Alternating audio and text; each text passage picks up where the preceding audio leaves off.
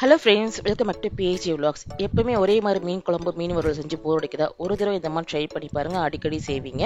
வாங்க எப்படி பண்ணுறதுன்னு பார்க்கலாம். மீன் குழம்புக்கு வந்து பார்த்தீங்கன்னா மீடியம் சைஸ் வெங்காயம் 2, இதுக்கு பதிலாக சின்ன வெங்காயம் கூட யூஸ் பண்ணிக்கலாம். சின்ன வெங்காயம் யூஸ் பண்ணிங்க, ஒரு 5-6 வெங்காயம் யூஸ் பண்ணிக்கோங்க.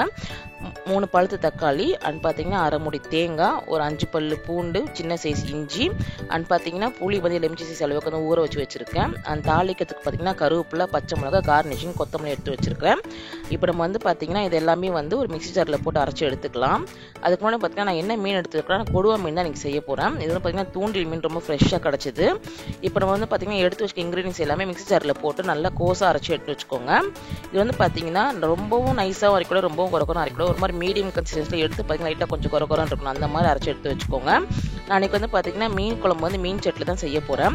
மீன் சட்டி ஹீட் ஆனதும் எண்ணெய் தேவையான எண்ணெய் ஆட் பண்ணிக்கோங்க. மீன் குழம்பு கொஞ்சம் எண்ணெய் எக்ஸ்ட்ரா தான் ரொம்ப டேஸ்ட்டாக இருக்கும்.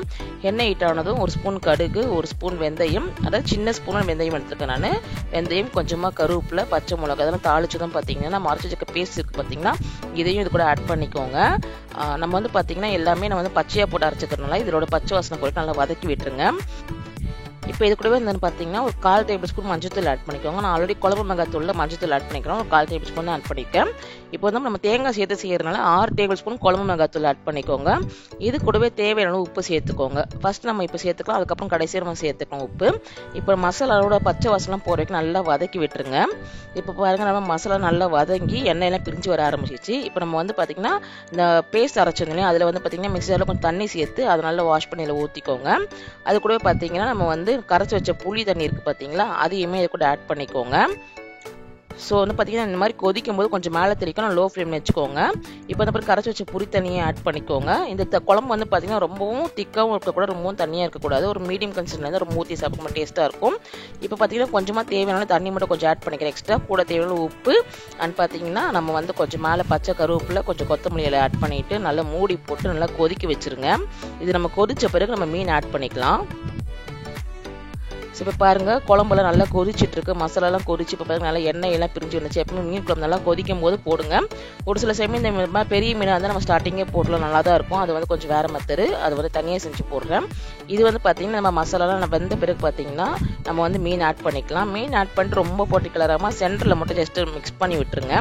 அந்த மீன் மட்டும் நல்லா மூழ்கிற மாதிரி, குழம்பு மேலே மூழ்கிற மாதிரி மிக்ஸ் பண்ணி விட்டுருக்கோம். மேலே கொஞ்சம் நல்லா பச்சை கொத்தமல்லி இலை போட்டு நல்லா வந்து பார்த்திங்கன்னா மூடி போட்டு வச்சு நல்லா கொதிக்க வச்சு எடுத்திங்கன்னா சூப்பரான மீன் குழம்பு ரெடி ஆகிடும்.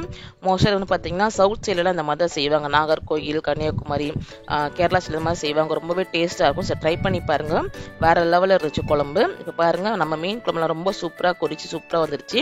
இப்போ மீன் பாருங்கள், நான் எடுத்து காட்டுறேன் எந்த மாதிரி வந்துருக்குன்னு. மீன் அவ்வளோ ஃப்ரெஷ்ஷாக இருந்தது. ஆனால் குழம்போட கன்சிஸ்டன்சி பாருங்கள் இந்த மாதிரி இருக்குது. நம்ம எண்ணெயெல்லாம் பிரிஞ்சு ரொம்ப சூப்பராக வந்துருச்சு.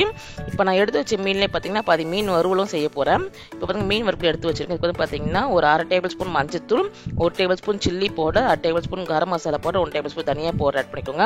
இந்த மாதிரி கொஞ்சம் பெரிய மீன், அதாவது இந்த மாதிரி மீன், அப்புறம் பாறை மீன், வஞ்சரை மீன், இந்த மாதிரி மீனுக்குலாம் இந்த மாதிரி மசாலா போட்டு செஞ்சிங்கன்னா மீன் வறுவல் ரொம்ப டேஸ்ட்டாக இருக்கும்.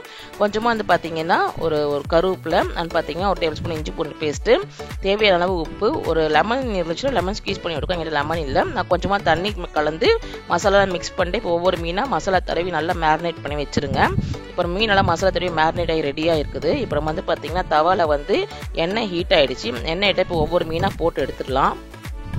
ஸோ கன்ஃபார்ம் இந்த மீன் குழம்பும் இந்த மீன் வறுவலும் ட்ரை பண்ணி பாருங்கள், ரொம்பவே டேஸ்ட்டாக இருக்கும். அடிக்கடி செய்வீங்க, ரொம்ப பிடிச்சிருந்தது பசங்களுக்கு எல்லாருக்குமே.